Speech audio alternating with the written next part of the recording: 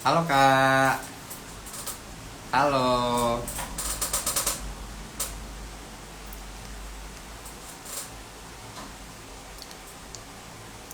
halo Sobat Is yang baru bergabung.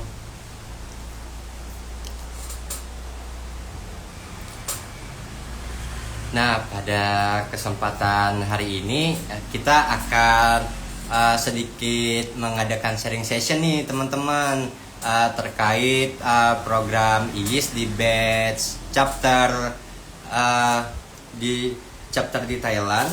Tentunya eh, pada batch 17 ini chapter ke Thailand ini khusus banget nih Kak. Eh, Khusus banget, kita biasanya kita ke Malaysia dan Singapura, kali ini kita mengadakan ke Thailand. Untuk umur 28 masih bisa masuk CUT nggak? Bisa banget Kak, tentu banget bisa banget. Nah, ya untuk di sini mulai dari umur 16 sampai 35 tahun Kak. Jadi kalau misalkan kakaknya mau mengikuti IIS itu tentu bisa banget Kak, karena itu tidak terbatas untuk kepemudaan yang lainnya, dan ini terbuka banget untuk umum.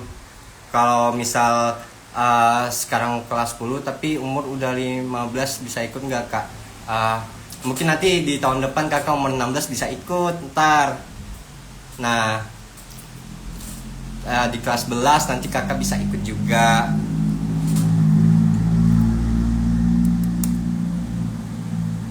Untuk gelombang pertama ini kebetulan kita terakhir pendaftaran Kak, jadi kita akan masuk ke gelombang kedua.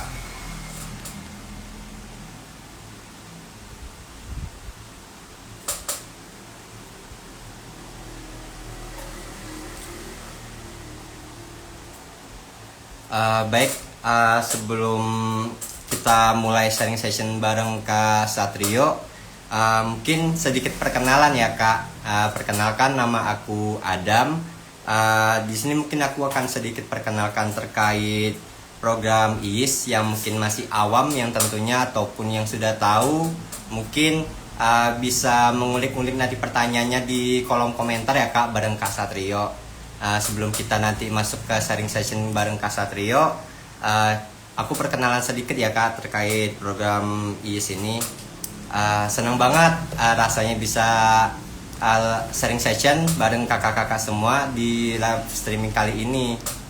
Uh, Kak, nanti di sana ngapain aja? Tentunya nanti kita banyak banget Kak kegiatan-kegiatan yang nanti akan kakak rasakan selama 4 hari 3 malam, yang dimana nanti kakak akan conference, dan juga nanti kakak akan student exchange dan juga creativity camp ada juga Kak. Banyak banget di sana kegiatan-kegiatan yang akan kakak rasakan, dan salah satu hal yang berkesan mungkin bagi kakak yang mungkin suka kegiatan-kegiatan yang standar internasional segala macam, dan ingin memperluas relasi, tentunya IIS ini merupakan tepat banget Kak untuk kakak yang mungkin ingin mencoba pengalaman yang baru, dan juga uh, kegiatan-kegiatan yang mungkin bisa menambah portofolio kakaknya tentunya.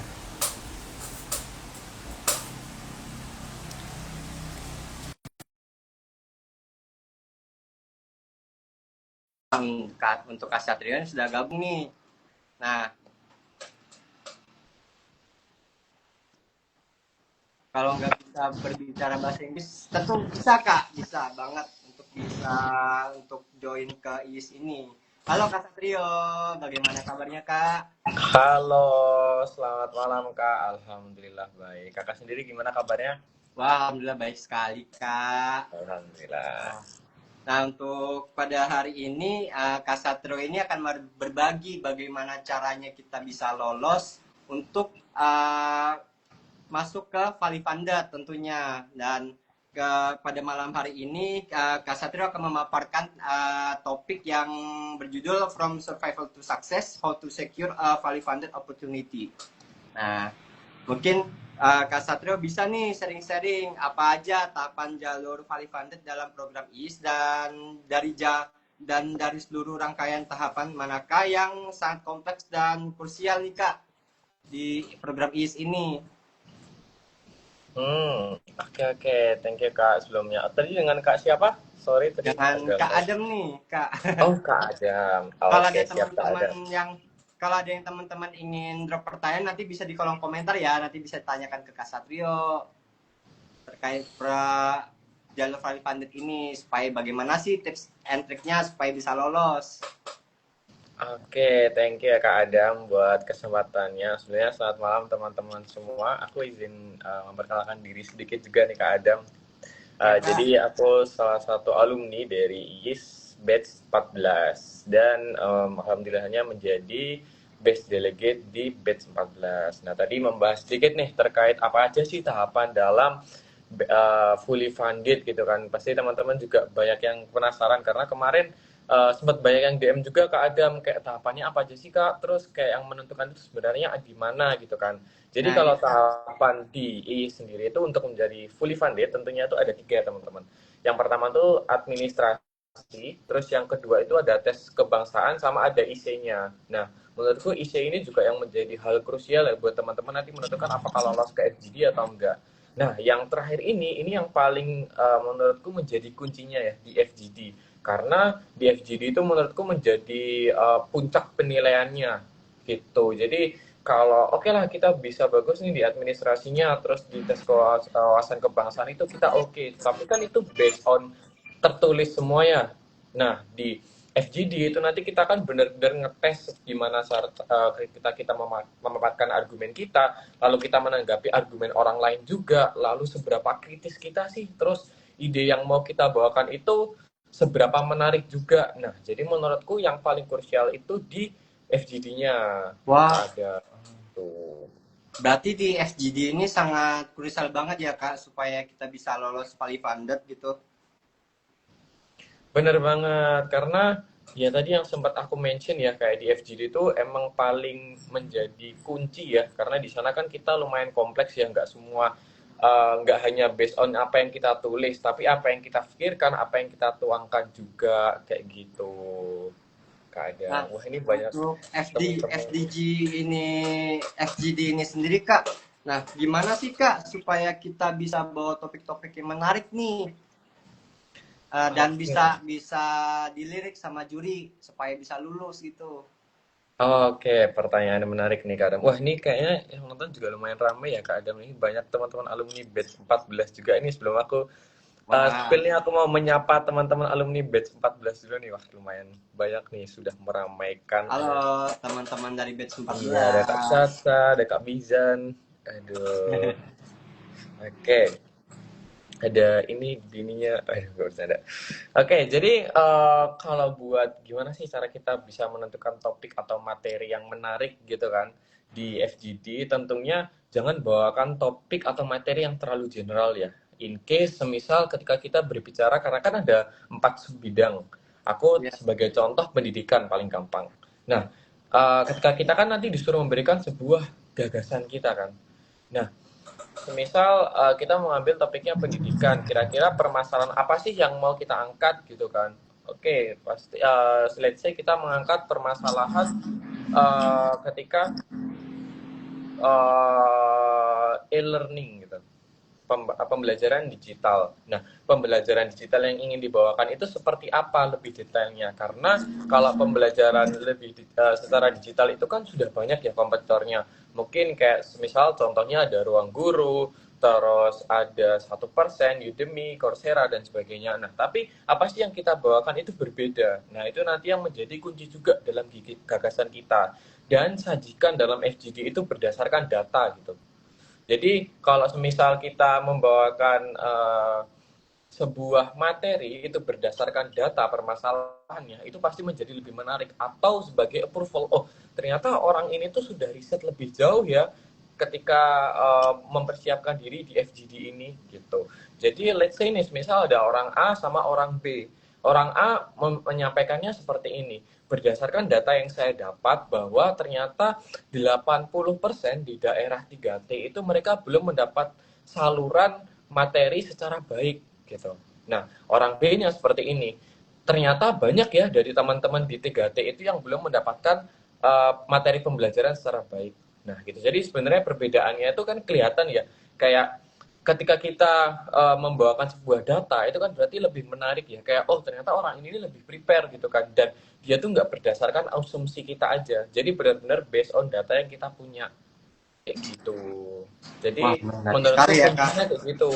Kita harus membawakannya berdasarkan data, lalu bawakan materi atau gagasan yang jangan terlalu general juga kayak gitu. Jadi semisal kita membawakan kayak tadi yang aku sebutkan kayak e-learningnya mau dibuat seperti apa. Jadi jangan semua kayak oh aku ada permasalahan nih di daerah 3T itu materi digital masih kurang, aku mau membawakan e-learning. Nah, e-learningnya mau seperti apa kayak gitu.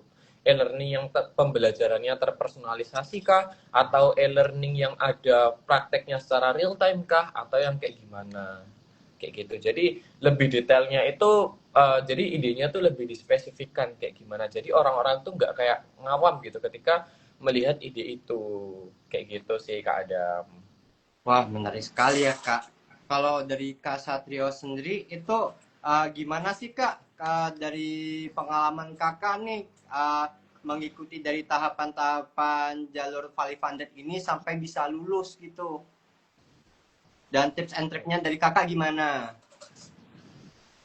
Oke, jadi kalau tahapannya kurang lebih seperti yang disampaikan di awal tadi ya Kak Adam. Jadi ada administrasi, terus ada IC, terus kita ada FGD-nya kayak gitu. Uh, terus Lalu mungkin Kakak ada nih cerita-cerita yang mungkin menarik nih dan unik gitu, yang berkesan di balik layar ketika masih proses tahapan ikut program IIS jalur Valley Funded ini Kak. Mungkin bisa diceritakan dan sharing Kak ke teman-teman yang ada di live streaming ini. Oke, thank you Kak Adam pertanyaannya. Menarik nih ketika berbicara perjalanan di IIS kemarin, karena di IIS menurutku juga salah satu journey yang sampai sekarang masih belum bisa aku lupakan gitu kan, karena ketemu teman-teman yang luar biasa dan kita tuh kayak bener-bener bisa klop gitu, kayak istilahnya kalau dalam bahasa Gen Z itu kita sefrekuensi semua gitu. Jadi ini banyak teman-teman juga yang ada di sini nih, kayak ada Kak Eca, Kak Bizan, terus Kak Keisha, Kak Busra, Kak Caca. Itu kayak Kak Farah. Ini kita tuh kayak baru ketemu sebentar gitu loh. Tapi kita tuh tiba-tiba bisa kayak bener-bener klop. Nah, itu yang menurutku menjadi titik awalnya gitu kan. Gimana kita bisa membawa banyak memori di batch 14 itu. Meskipun bisa dibilang waktunya tuh cukup singkat ya Kak Adam, cuma 4 hari, tapi kita tuh bisa bikin banyak banget kenangan manis lah istilahnya di sana gitu. Meskipun kalau dibilang batch 14 kemarin tuh kita kan 2 negara ya, Ya Kak. di Singapura sama Malai gitu kan. Meskipun aku merasa kayak oh kita lumayan capek sebenarnya di perjalanan. Cuman orang-orang di dalamnya itu yang sebenarnya bisa mengobati rasa capek itu. Jadi banyak sekali sebenarnya momen-momen yang paling terharu. Kalau momen yang paling sebenarnya nggak bisa dilupakan itu tentunya, aduh, aku agak bingung nih karena banyak banget memori yang nggak bisa dilupakan nih Kak Adam. Salah Mungkin ada satunya itu ya cerita-cerita ketika lucu juga pertama nih Kak. ketemu, apa? Mungkin ada cerita-cerita lucu juga nih terkait selama 4 hari 3 malam itu kegiatan Oh IIS iya, gimana? oke. Oke, jadi sebenarnya cerita awal berkesannya itu ketika kita sampai di Singapura ya, di Bandara Singapura tuh kita pertama kali ketemu, dan itu tuh kayak wah banyak sekali memori yang kita punya gitu kan. Banyak sekali kayaknya memori yang bakal kita punya di sini gitu. Nah, terus ternyata seiring berjalannya waktu itu menurutku titik puncaknya itu di day ketiga setelah presentasi. Wah, itu tuh menurutku salah satu hal momen yang paling memorial ya. Itu kita di Malai, kita kan presentasi.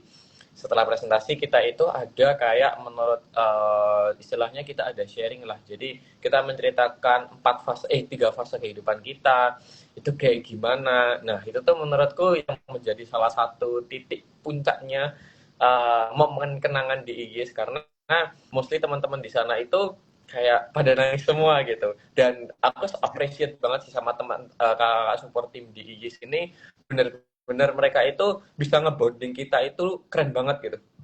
kayak oke lah, kita kan emang awalnya stranger gitu kan. Iya, Kak. Jadi kita kan nggak sebelumnya kenal gitu kan.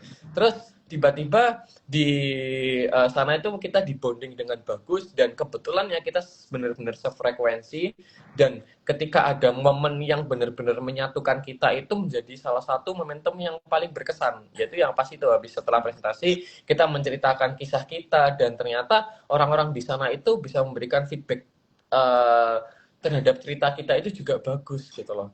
Itu kayak kita kan ada berapa ya? Hampir 20 orangan ya. Iya, Kak. Kita dibagi menjadi 4 tim gitu kan.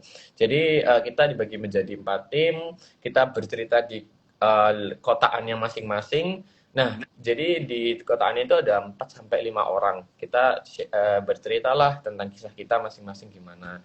Dan itu benar-benar gong banget, kayak oh ternyata mereka itu bisa sampai di titik ini tuh karena perjalanannya sehebat ini gitu.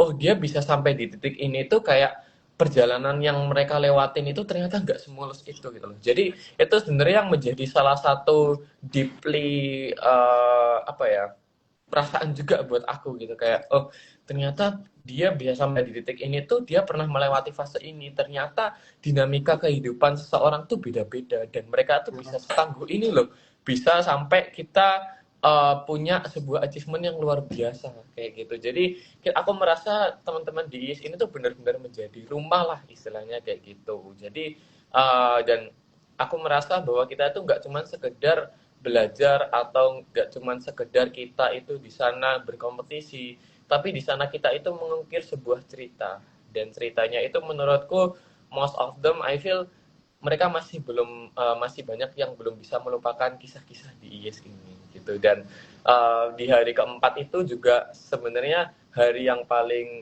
apa ya, Emosional ya, Kak? menyedihkan, emosional, karena ya kita akan berpisah di sana gitu kan, apalagi kita kan beda bandara. Jadi ada yang teman-teman dari timku kebetulan sama tim 3A, itu mereka ada di bandara satu satu apa gitu aku lupa. Nah kita yang dari uh, fully funded dan teman-teman yang ikut transport dari teman-teman GYN itu tuh ada di bandara lainnya. Jadi kayak kita tuh harus berpisahnya tuh di bus gitu loh. Jadi kayak wah itu kalau misal kita berpisahnya di bandara yang sama, di tempat yang sama, itu pasti bakal lebih gong lah istilahnya kayak gitu. Karena sampai di Jakarta pun kita juga terpisah, kayak ada yang turun di 1B, ada yang turun di 1C gitu kan. Sedangkan kalau di Juanda itu kan agak jauh ya, dari 1B sampai 1C. Jadi ya kita kisahnya tuh berhenti sampai di situ, dan kayak apa ya istilahnya tuh kayak tiba-tiba lah kayak gitu. Jadi kayak kita itu gak dikasih aba-aba bahwa kita tuh udah mau perpisahan kayak gitu. Gitu sih Kak Adam. Jadi kalau bisa request IIS ini diadakan 1 bulan ya. Wah, Setuju bisa nggak juga, teman-teman? Kak. Itu yang menarik ya. Kayaknya boleh Berarti dipertimbangkan ini. berarti sangat memorable banget ya, Kak, untuk kegiatan IIS ini ya. Bener banget Kak Adam. Karena fun fact-nya sebenarnya aku nggak expect sih kalau kita itu bakal bisa punya kenangan semanis ini gitu. Karena first of all ketika aku mendaftar ini tuh kayak oh ya udah ini ada kesempatan buat aku bisa belajar di luar, dan aku punya salah satu mimpi itu aku bisa exchange gitu kan. Jadi ya udah di gambaranku di sana tuh bakal belajar doang. Tapi ternyata menurutku kisah-kisah memorable-nya di sana tuh lebih dari sekedar belajar. Kayak gitu. Jadi menurutku teman-teman kalau misal orangnya gamon, waduh, kalau mau ikut IIS perlu punya hati yang sangat lapang ya.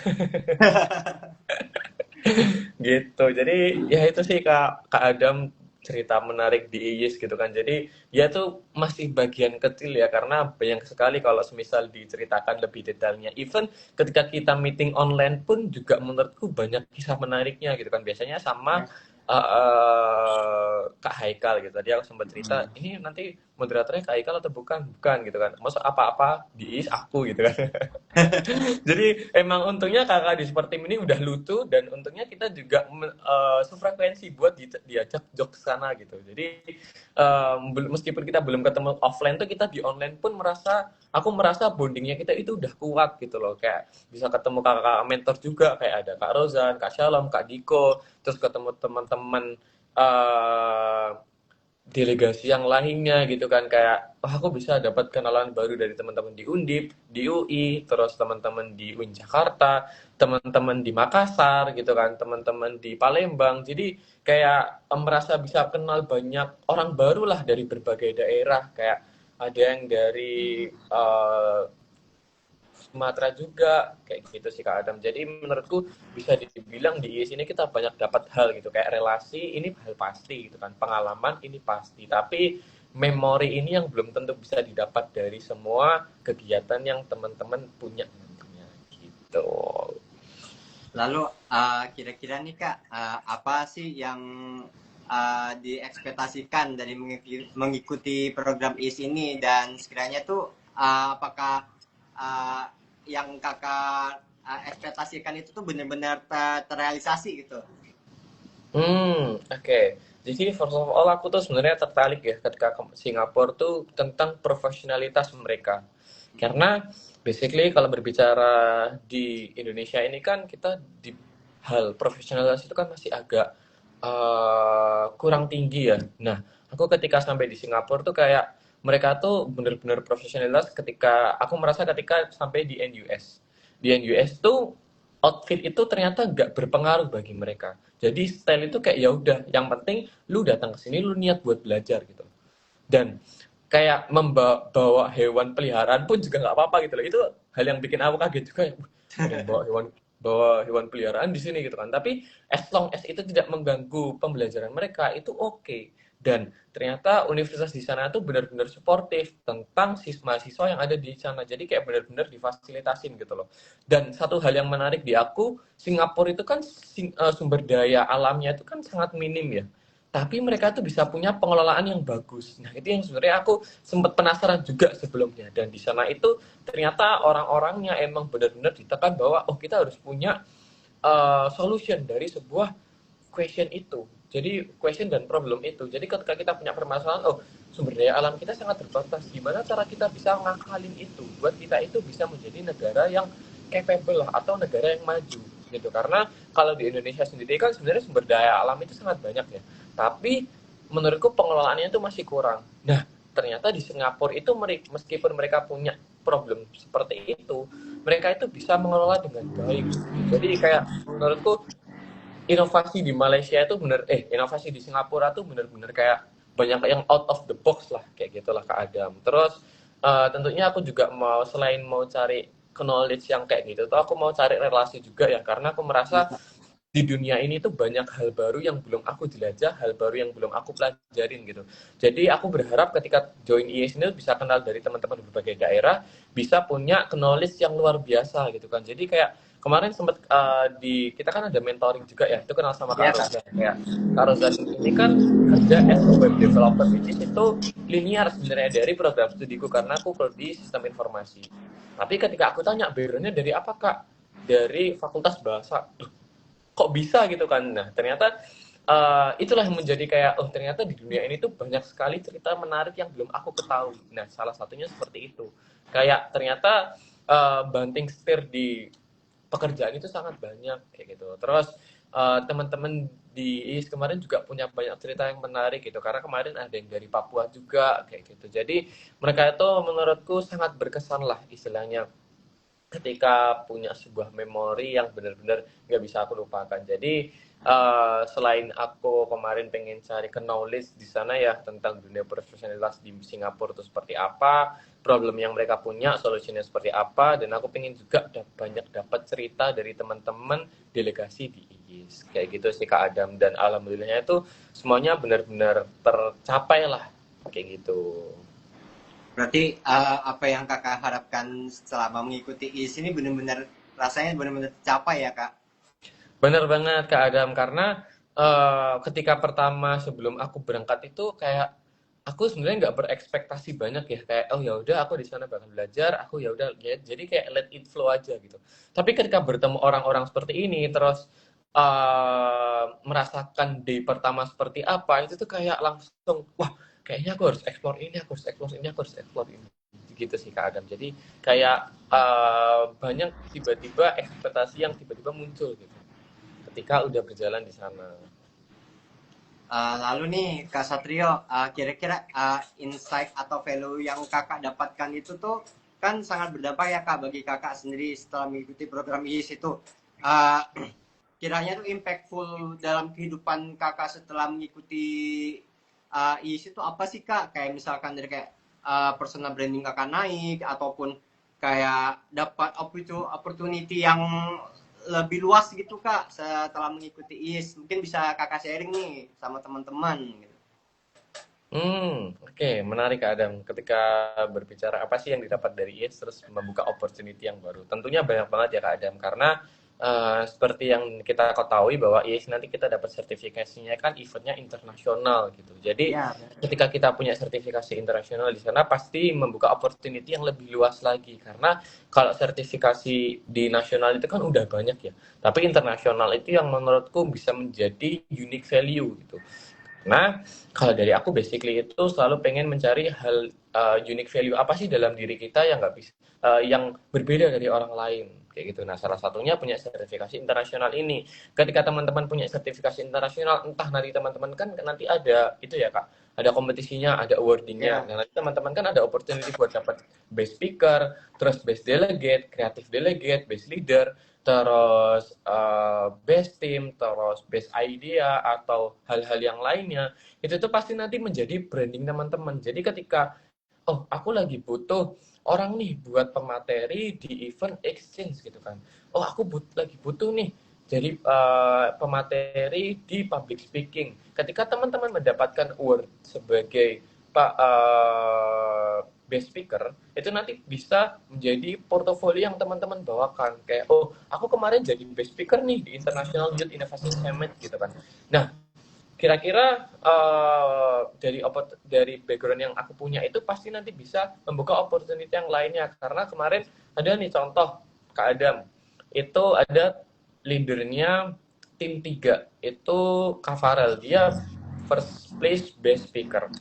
Nah, setelah dapat itu, dia sempat ada tawaran buat jadi pemateri di public speaking. Nah, jadi contoh seperti itu tuh kayak, oh, dari sertifikasi atau award yang kita dapatkan di IIS, itu tuh bisa membuka opportunity yang lebih luas nantinya di dunia perkuliahan, atau di sekolahan, atau di dunia pekerjaan, kayak gitu. Karena kalau di IIS ini kan kita campur ya, kayak ada yang udah kuliah, ada yang masih SMA, atau ada yang udah lulus kuliah juga gitu kan. Jadi kayak pasti nantinya bakal membuka opportunity di background kita masing-masing gitu. Jadi belum tentu kayak, oh aku masih SMA nih, kira-kira kalau misal aku ikut IIS apakah bisa membuka opportunity yang lain? Tentunya bisa.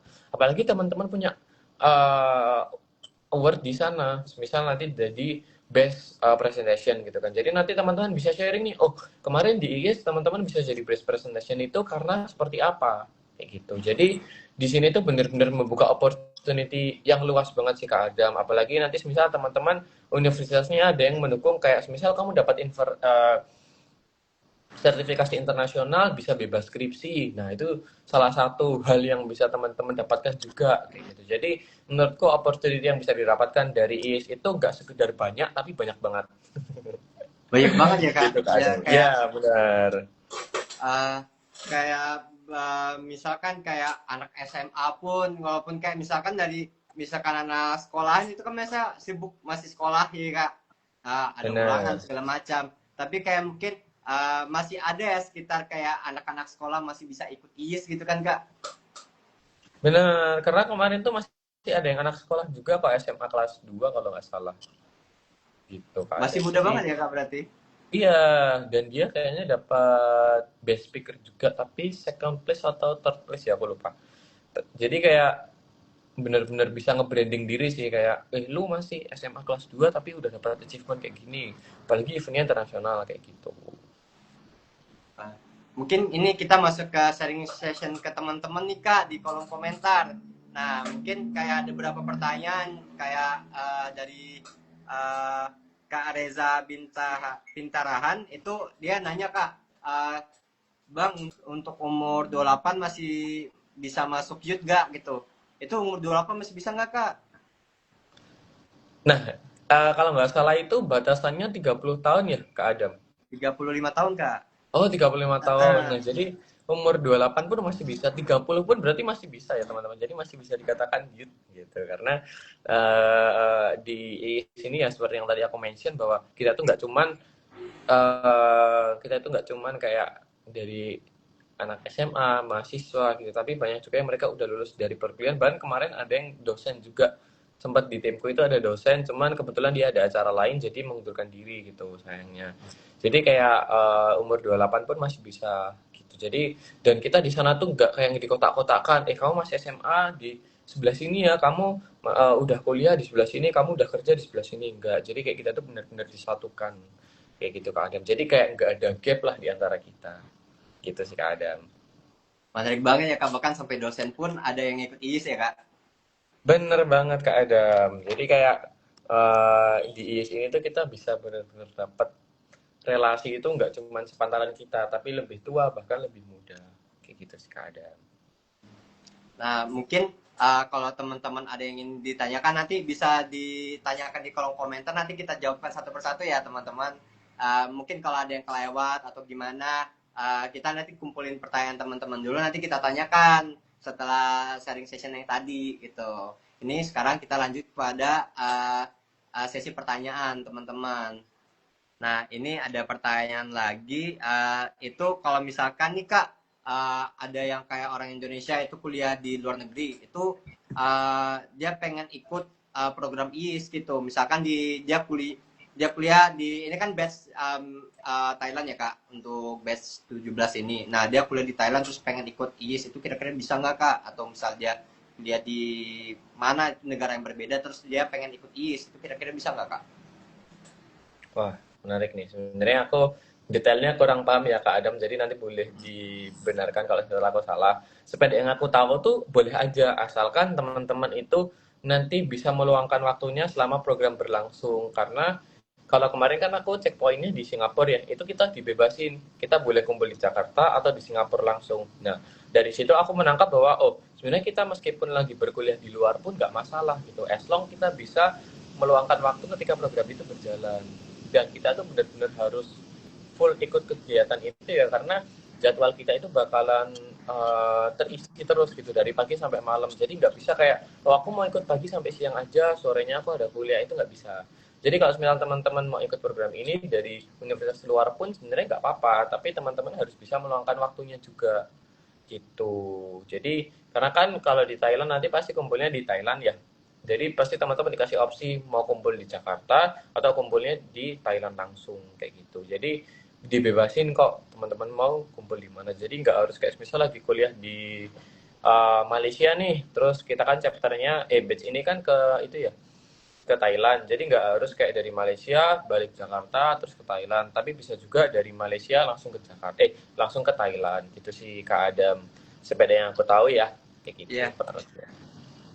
Menarik banget ya Kak, ternyata program IS ini kayak banyak orang dari latar belakang yang berbeda, terus uh, tapi dari keberagaman itu malah muncul sesuatu yang enggak kita sangka-sangka gitu, yang memorable, yang benar-benar kayak membawakan impactful sekali untuk diri kita sendiri gitu ya Kak. Bener banget Kak Adam, karena itu sih kalau semisal kita berada di lingkungan atau di lingkup yang punya background berbeda-beda tuh kita jadi bisa punya banyak cerita gitu. Jadi lebih enak lah gitu kalau semisal kita berada di lingkungan baru dengan background berbeda-beda gitu sih Adam, Kak Adam. Jadi menurutku worth it banget semisal teman-teman mau join di IES ini, dan buat tahapan yang paling krusial itu jangan lupa ada di FGD. Karena kemarin tuh sempat ada yang tanya juga, sempat banyak yang curhat juga kak aku, Kak Adam, kayak aku udah bayar nih buat sampai FGD tapi nggak lolos kayak gitu terus. Nah, itu yang sebenarnya perlu teman-teman perhatikan. Berarti ketika FGD teman-teman harus lebih baik. Lebih baiknya seperti apa? Seperti yang aku mention tadi, teman-teman bisa sajikan permasalahan atau argumennya itu berdasarkan data atau mengangkat gagasan yang gagasan yang spesifik gitu. Jadi nggak yang general. Kayak gitu sih Kak Adam. Jadi ketika teman-teman gagal pun juga jangan kayak udahlah aku udah bayar terus tapi gagal. Tapi ketika teman-teman gagal, coba cari tahu apa yang bisa aku evaluasi dari sana. Kayak gitu sih Kak Adam. Nah, kalau misalnya nih Kak, kira-kira kayak ibu-ibu itu ikut IIS itu boleh nggak sih Kak? Wah, kalau dari sepeda yang aku tahu kan batasannya usia ya, jadi kayak nggak memandang Iya. eh, statusnya apa sih Kak Adam. Jadi misal ibu-ibu tapi ibu muda ternyata masih umur 27, 28 gitu ya masih boleh. Atau 31, 32 masih boleh kan ya Kak Adam. As long dia belum berusia 35 ke atas gitu. Kalau misalnya nih Kak, ini ada yang bertanya juga nih Kak, yang mungkin baru awam juga nih Kak terkait program IIS nih. Kak Adam dan Kak Satrio izin bertanya, IIS ini program apanya gitu? Nah, Ah, kita ini pertanyaan flashback dari ke mungkin awal nih. yang baru mengulik-ngulik nih Kak tentang IIS. Mungkin bisa diceritakan sedikit dari Kakak. Oke, kita jadi flashback ke awal nih ya Kak Adam. Jadi membahas sebenarnya IYIS itu apa sih? Nah, di IYIS itu kepanjangannya adalah International Youth Innovation Summit, di mana secara arti dari nama eventnya itu kan kita summit itu kan kita bertemu ya, bertemu pemuda dari seluruh daerah buat membawakan sebuah inovasi digital gitu. Jadi di sana kita itu bakalan belajar, berkompetisi, dan juga melihat pertunjukan-pertunjukan. Jadi belajarnya ini apa? Belajar nanti kita bakal kunjungan ke universitas-universitas. Kalau kemarin aku di Singapura dan Malai, kita ke NUS sama ke UM. Hmm. Nah, terus berkompetisinya ini apa? Kita nanti bakal disuruh membuat sebuah inovasi digital yang nantinya bakal kita presentasikan. Nah, inovasi digital ini nanti bakal kita presentasikan di hari ketiga biasanya. Jadi di hari ketiga kita nanti bakal mempresentasikan gagasan kita, terus nanti bakal dapat feedback dari juri apa, dari teman-teman peserta yang lainnya apa, kayak gitu. Jadi di sana itu kita selain belajar, kita berkompetisi, terus nanti kita juga melihat cultural exchange gitu. Karena di batch sebelumnya itu ada kayak kita lihat pertunjukan tentang pertunjukan budaya di Malaysia itu seperti apa. Terus kita juga ada kunjungan industri Kak Adam. Jadi nggak cuma kita kunjungan ke universitas, tapi kita juga ada kunjungan industri. Itu kita kemarin sempat ke pabrik coklat, terus kita belajar ke tempat yang lainnya juga kayak gitu. Jadi di sana itu banyaklah tempat buat kita belajar kayak gitu. Jadi nanti ketika pitching pun kita juga bakal lihat inovasi teman-teman yang lain. Itu pasti nanti jadi insight yang baru juga buat kita. Oh, ternyata ada ya permasalahan seperti ini. Oh, ternyata ada ya gagasan seperti ini. Gitu. Jadi ketika di sana itu kita benar-benar belajar banyak hal. Kita di sana juga berkompetisi. Terus di sana kita juga melihat sebuah pertunjukan budaya kayak gitu Kak Adam. Jadi secara garis besarnya seperti itu. Kita nanti juga bakal ada conference gitu. Jadi nanti kita bisa diskusi nih sama teman-teman dari luar itu seperti apa. Karena kalau di kemarin tuh kita sempat diskusi sama BA-nya dari NUS kayak habit di NUS itu seperti apa. Terus di sini tuh orang-orangnya apakah belajar terus gitu. Karena kalau lihat orang ambis itu kan pasti pemikiran kita kayak gila ini orang belajar berapa jam sehari gitu kan.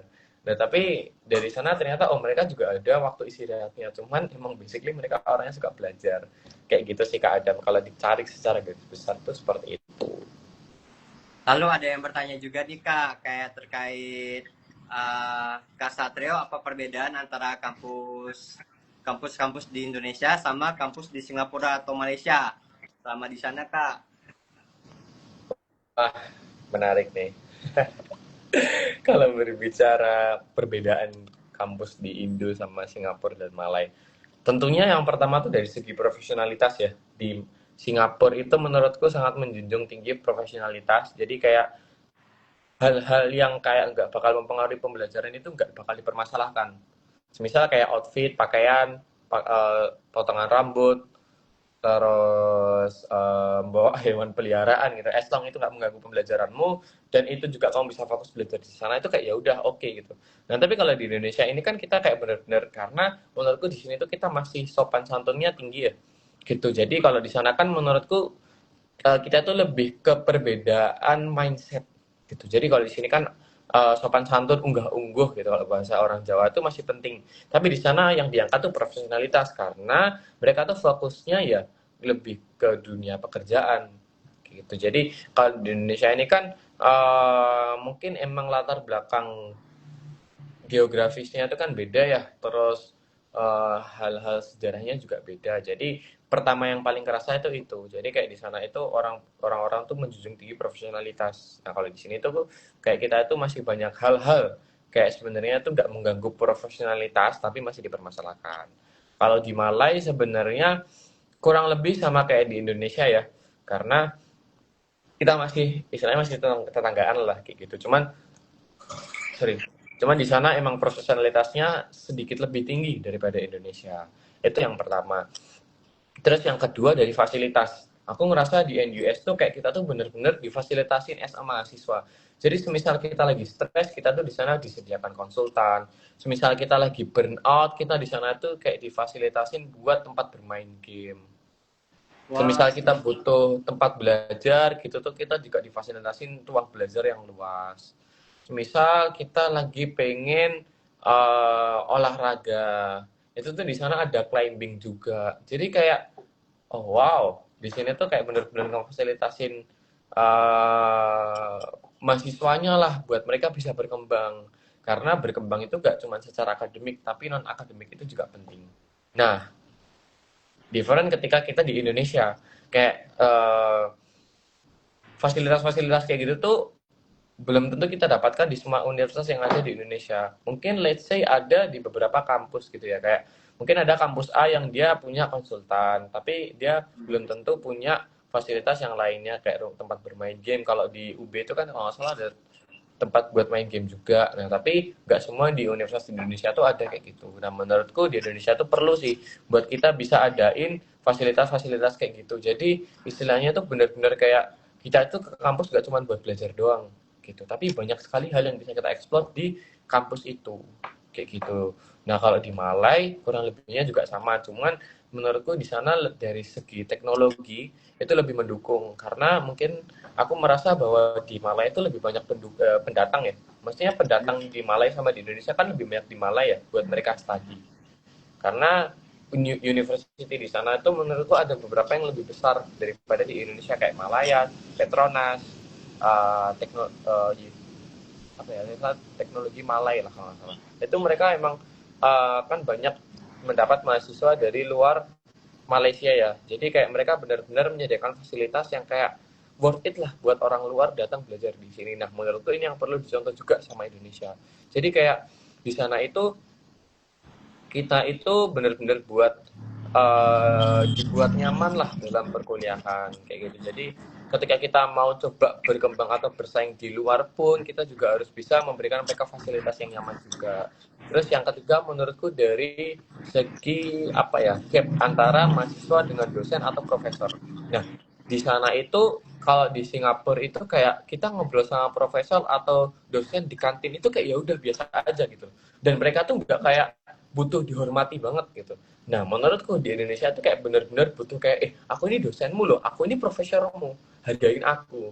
Nah, kalau di sana itu tuh kayak, ya udah, kira-kira apa sih yang aku bisa sharing ke mahasiswa ini ketika aku punya kesempatan bertemu mahasiswa, kayak gitu. Sesimpel itu sih. Jadi kayak banyak hal-hal yang kayak sebenarnya nggak diperlukan gitu loh.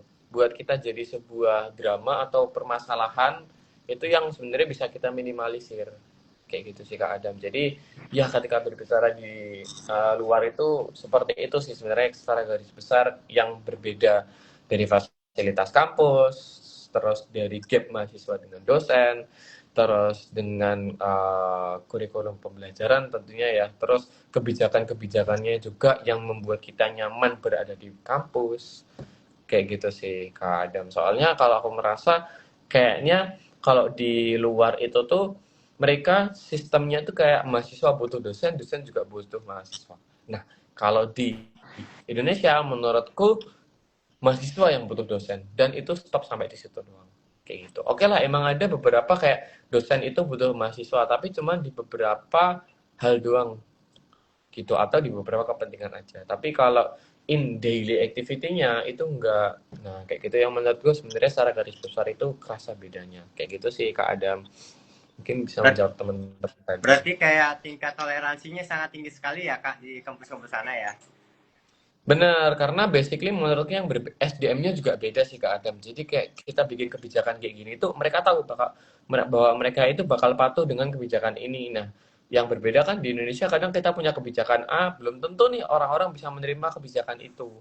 Pasti nanti ada yang menolak atau mereka belum bisa berpikir, oh ternyata kebijakan ini tuh baik buat 10 sampai 15 tahun ke depan. Oh, kebijakan ini tuh bagus buat 50 tahun ke depan kayak gitu. Jadi mereka itu basically emang kita itu perbedaannya sebenarnya di situ Kak Adam. Jadi selain mereka dari segi fasilitas, kebijakan, peraturan, sarana prasarana, tapi SDM mereka itu juga mendukung buat dikasih hal seperti itu. Nah, menurutku di Indonesia tuh kita perlu perbaiki dulu dari kualitas SDM-nya.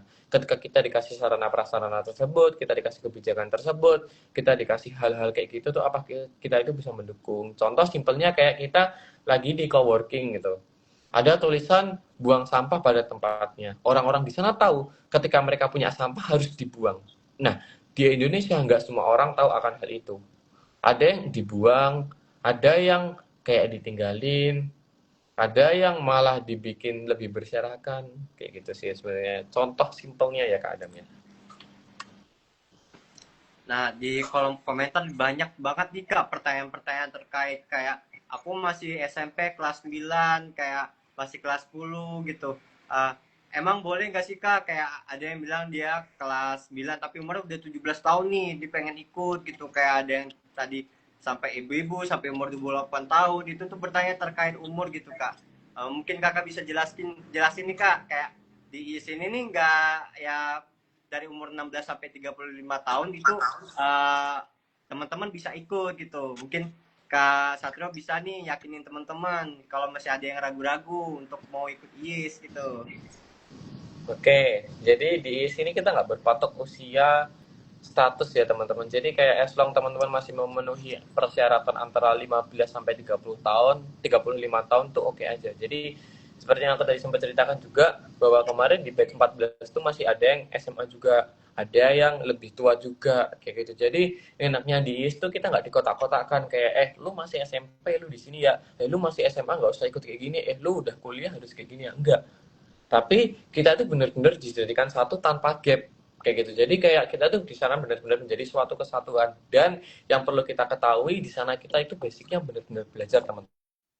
Jadi jangan malu kalau misal teman-teman tuh belum tahu hal apa, karena di sana pun aku ngerasa kayak oh aku datang ke dunia baru nih, berarti aku bisa belajar banyak di sana, bukan kayak oh aku masuk ke dunia baru nih kayak oh ternyata aku harus tahu banyak hal nih kayak gitu. Jadi sebenarnya itu lebih ke mindset aja, karena aku ngerasa teman-teman di era Gen Z dan ya Gen Z ke bawah ini tuh kayak gitu, nanti di sana kayak gimana ya, nanti di sana kayak gini ya kayak gitu. Nah sebenarnya itu tuh bakal terus muncul kalau misal kita pikirkan terus. Jadi misal kita mau memikirkan itu terus tuh nggak bakal ada habisnya. Kapan buat kita bisa memulai kalau kita berpikir kayak gitu terus. Nah, jadi saranku langsung coba aja, langsung dimulai aja. Misal nggak lolos fully funded pun juga masih ada golden funded gitu. Kalau teman-teman nggak sempat ikut buat tes tahapan fully funded, teman-teman bisa self funded. Gitu. Jadi banyak sekali teman-teman jalur yang bisa ditempuh di IS ini gitu. Karena apalagi bakal ke negeri orang ya, pasti banyak banget yang bisa kita dapatkan hal-hal baru di sana. Kayak gitu sih kurang lebih keadaan. Nah, mungkin ini ada pertanyaan juga nih Kak, sekiranya kayak uh, untuk bisa lolos one shot value funded itu gimana sih Kak gitu. Menarik ya. Budget fully funded seperti yang aku mention, kuncinya di FGD ya teman-teman. Jadi FGD ini aku share tips aja yang apa aku lakuin kemarin gitu. Yang pertama, bawakan argumen teman-teman itu based on data. Yang kedua, bawakan gagasan teman-teman ini bukan hal yang spesifik, bukan hal yang general, jadi hal yang spesifik. Terus, yang ketiga, itu juga kita perlu nanti kan kita ada nanggepin. Nanggepinnya juga hal yang kritis. Jadi kita tuh sebenarnya ketika FGD nggak perlu paling menonjol, tapi perlu menjadi yang paling kritis. Kayak gitu. Jadi sebenarnya kuncinya tuh tiga itu aja. Contoh, kayak tadi, kita berbicara permasalahan pendidikan. Orang A bilang, ternyata di daerah di daerah 3T ternyata banyak sekali mereka yang belum mendapatkan pembelajaran bagus. Orang B bilang, ternyata 80% masyarakat yang ada di daerah 3T, mereka itu belum mendapatkan sistem pembelajaran yang bagus. Nah, ini kan udah beda. Pasti kita lebih memandang orang B dong, kayak, oh, ternyata dia menyampaikan hal itu tuh gak cuma berdasarkan asumsi dia doang. Kayak gitu. Terus, contoh yang kedua, jangan bawakan materi yang terlalu general, buat yang spesifik. Contoh kayak tadi e-learning. Nah, e-learning itu jangan yang terlalu general juga, kayak kamu membuat pembelajaran online gitu kan. Terus nanti ada kurikulum pembelajaran SMP, SMA, terus perkuliahan. Jangan kayak gitu, tapi buat yang lebih spesifik. Jadi orang A, oke lah, saya bakal bawakan sebuah pembelajaran digital yang nantinya bakal membantu teman-teman di daerah 3T. Nah, orang B bilang, saya akan membuat pembelajaran digital disertai dengan ada evaluasi berbasis AI yang nanti akan membantu teman-teman di daerah 3T. Nah, ini lebih berbobot mana? Berbobot orang B kan. Nah, itu contoh kecilnya ketika kita membawakan sebuah gagasan itu lebih spesifik. Jadi jangan terlalu general. Terus yang ketiga, ketika kita mengkritisi sebuah pendapat orang, jangan dikritisi juga dikritisinya berdasarkan hal yang general juga. Kayak oke, contoh orang A bilang, contoh pendapatnya adalah uh, kayak Kak Adam nih, Kak Azam semisal punya gagasan, aku ingin membuat inovasi IoT untuk petani, gitu. Itu case-nya. Orang A nanggepin gini, gimana bisa kita masuk mensosialisasikan ke petani gitu. Kalau semisal petani ini masih didominasi orang tua.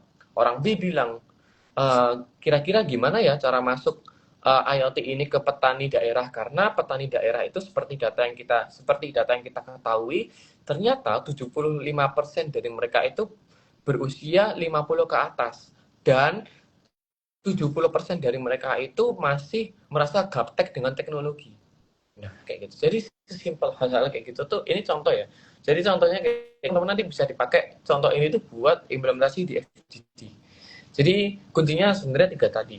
Gimana teman-teman bawakan materinya jangan terlalu general, tapi bawakan yang spesifik, bawakan argumen teman-teman berdasarkan data, terus teman-teman perlu mengkritisi suatu hal itu secara berbobot. Jadi jangan berdasarkan asumsi aja. Gitu sih sebenarnya Kak Adam, basically buat kemarin aku bisa ke fully funded, karena menurutku itu hal yang nggak dipunya sama teman-teman yang lainnya. Oke lah, mereka punya bahasa yang menarik, kayak kita menggunakan pendekatan pentahelix atau gimana, tapi menurutku itu kan bahasa yang sebenarnya gak terlalu beda juga. Nah, kemarin aku yang menemukan perbedaan itu ya dari 3 tadi. Nggak semua orang di sesiku itu, di ruanganku menyajikannya dengan sebuah data. Nggak semua orang menyajikan sebuah gagasan itu secara spesifik. Kayak gitu sih sebenarnya Kak Adam so far. Kalau dari tips dari aku ya. Kira-kira nih Kak, kan ada nih yang pengen daftar yang ke Thailand nih, batch ke Thailand. Nah, itu menurut Kak Satrio, hal apa yang harus dia siapkan supaya bisa jadi awardees fully funded-nya Kak, gitu. Seperti Kakak gitu, jadi best delegate, itu gimana Kak caranya? Oke. Sebenarnya kalau jadi fully funded itu kurang lebih sama ya teman-teman. Teman-teman harus mengikuti tahapan administrasi, terus tes kewawasan kebangsaan, mengerjakan essay, sama nanti FGD. Kuncinya di FGD. Tips-tipsnya seperti apa? Seperti yang aku mention tadi. Terus buat menjadi best delegate ini menurutku, ini kita perlu menjadi seseorang yang aktif dalam berdiskusi, aktif dalam berpendapat, aktif dalam membonding teman-teman yang lain, kayak gitu. Jadi best delegate ini menurutku aspek penilaiannya lumayan kompleks gitu. Jadi kita perlu menjadi seseorang yang aktif, kita perlu juga menjadi seseorang yang aktif, terus kita juga harus punya skor yang baik di kuis-kuisnya nanti. Soalnya nanti kita itu kan ada kuis ya. Nanti teman-teman juga harus dapat nilai kuis yang bagus. Terus ketika ada sesi mentoring atau teman-teman nanti ada sesi diskusi atau teman-teman nanti ada sesi sharing apapun itu, teman-teman harus aktif juga. Tuh. Terus yang ketiga itu teman-teman juga harus bisa memberikan yang terbaik ketika nanti teman-teman terpilih menjadi delegasi di IIS gitu. Jadi memberikan yang terbaik ini apa? Ketika ada kesempatan apa, teman-teman ambil. Ketika teman-teman dimintai tolong apa, teman-teman lakukan. Jadi kayak penilaian menjadi best delegate itu juga menurutku banyak sekali yang perlu kita persiapkan kayak gitu. Jadi kita di sana istilahnya benar-benar harus menjadi orang yang beda juga lah kayak gitu. Sebenarnya gitu sih Kak Adam so far buat jadi fully funded dan best delegate, karena best delegate basically sebenarnya dari aku kuncinya harus aktif aja sih, aktif diskusi, aktif di mentoring, aktif di timnya sendiri, aktif di keseluruhan atau in general gitu. Itu sih Kak Adam. Mungkin ini pertanyaan terakhir nih Kak. Kayak ada yang bertanya itu kalau semisal kita ikut self funded gitu, itu nggak harus fully funded atau kebalikannya gitu.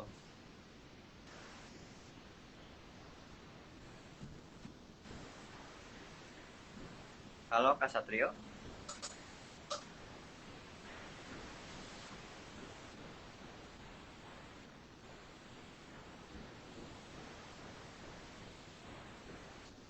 Nah, mungkin beberapa Aku pertanyaan putus dari Kak Satrio udah banyak terjawab nih di teman-teman. kakak di Halo Kak Satrio. ya. Jaringannya ini ya Kak, Aduh bermasalah ya sorry di nih Kak, di sana. aku putus. Oh, Di kakak gimana? udah stabil Kak. Udah kan? Mungkin ini pertanyaan terakhir nih Kak. Ya, sebelum kita akhiri pengunjung acara dari di sharing session pada malam hari ini, mungkin ada nih Kak yang pertanyaan terakhir yang ingin ditanyakan itu kalau misalnya ikut self funded itu gak harus fully funded atau kebalikannya gitu Kak kira-kira. Kalau mau ikut self funded itu nggak harus fully funded. Maksudnya gimana tuh Kak? Berarti kayak kalau misalkan untuk self funded itu tidak ada tahapan-tahapan seleksinya ya Kak berarti. Oke, iya. Kalau di self funded itu nggak ada tahapan seleksinya, beda kayak fully funded. Fully funded kan ada 3 tahapan ya. Nah, kalau teman-teman self funded itu kayak ya udah teman-teman daftar aja, terus nanti langsung otomatis menjadi delegasi gitu. Jadi cuman emang cost yang perlu dikeluarkan itu lebih besar teman-teman daripada ketika teman-teman jadi fully funded atau golden funded. Kayak gitu sih sebenarnya bedanya. Jadi kalau teman-teman emang ketinggalan dan teman-teman takut nggak punya banyak waktu buat bisa mempersiapkan IS ini dan teman-teman pengen lebih singkat aja, itu bisa ikut self funded, karena kayak istilahnya kalau bahasanya itu kayak fast track gitu lah. Jadi teman-teman bisa langsung jadi delegasi itu. Oke, terima kasih Kak Satrio udah menjawab pertanyaan dari teman-teman nih dari yang mungkin awam mengenai ini apa, Kakak menjelaskan dari kayak dari program ini apa sampai kayak menjelaskan tahapan-tahapan dari bagaimana cara Kakak Pak lulus fully funded dan bisa meng-sharing gitu pengalaman berkesan dari Kakak selama ikut IS di batch 14 ini. Mungkin closing statement mungkin Kakak bisa nih berbagi motivasi nih ke teman-teman yang lagi join live pada malam hari ini nih Kak sebelum kita tutup. Oke. Closing statement-nya adalah sebenarnya simple aja sih. Dan ini yang aku selalu pegang ya. Ketika teman-teman takut buat memulai, satu kalimat yang selalu aku pegang sampai saat ini adalah siapapun bisa jadi apapun. Jadi ketika teman-teman merasa minder bahwa aku masih SMP, aku masih SMA, aku gap year dan sebagainya. Ketika ada opportunity, ambil aja. Siapa tahu dari opportunity itu nanti bisa membuka opportunity yang lebih luas lagi buat teman-teman. Jadi kayak gitu. Jadi jangan merasa minder kayak gimana, karena basically kita di dunia ini emang sifatnya bahwa kita harus untuk selalu belajar gitu. Ketika teman-teman lulus SMP perlu belajar lagi di SMA. Ketika teman-teman lulus SMA di kuliahan nanti perlu belajar lagi. Ketika teman-teman udah selesai kuliah, ketika bekerja perlu belajar lagi. Jadi ketika udah ketika udah kerja nanti berumah tangga bakal belajar. Jadi basically kita di dunia ini emang sejatinya disuruh untuk terus belajar. Jadi jangan lelah untuk belajar dan jangan sering untuk merasa minder. Kayak gitu aja sih Kak Adam dari aku. Semangat teman-teman Makasih semua. Kak Satrio. Terima kasih kembali. Mungkin kalau kakak ada kesibukan mungkin bisa dilanjutkan Kak. Mohon maaf mengganggu waktunya pada malam hari ini nih. Wah, tidak mengganggu sama sekali kok Kak Adam. Aman aja. Terima kasih banyak Kak atas waktunya pada malam hari Terima kasih ini. kembali. Oke. Oke, terima kasih Kak Adam. Terima kasih teman-teman yang sudah Terima join kasih Kak semuanya. Satrio. Terima kasih juga Sampai teman-teman ketemu di sharing alumni session berikutnya batch Kak. 14 yang sudah meramaikan. Dadah duluan ya Kak Adam. Terima kasih. Ya Kak, Selamat terima kasih banyak Kak. malam. Nah, cukup menarik nih teman-teman insight yang udah kita dapatkan pada malam hari ini. Semoga obrolan pada malam hari ini bisa menjadi dorongan teman-teman semua yang masih ragu untuk melangkah. Dan ingat setiap kesempatan selalu berawal dari keberanian kecil yang untuk kita selalu ingin mencoba. Nah, jangan lupa teman-teman, pada hari ini adalah kesempatan terakhir untuk mendaftar di gelombang pertama, teman-teman. Jadi, kalau misalkan teman-teman mendaftar di gelombang pertama, itu mungkin pembayaran dari komitmen fee-nya mungkin tidak sebanyak dari gelombang kedua dan ketiga. Jadi, jangan lupa daftar ya teman-teman, supaya teman-teman bisa bertemu dengan pemuda-pemuda yang memiliki insightful seperti Kak Satrio, dan juga teman-teman juga memiliki opportunity yang luar biasa nanti di masa yang akan datang. Mungkin sekian sharing session pada malam hari ini. Aku ucapkan terima kasih teman-teman yang udah hadir, dan juga sampai ketemu di sharing session berikutnya teman-teman. Dadah.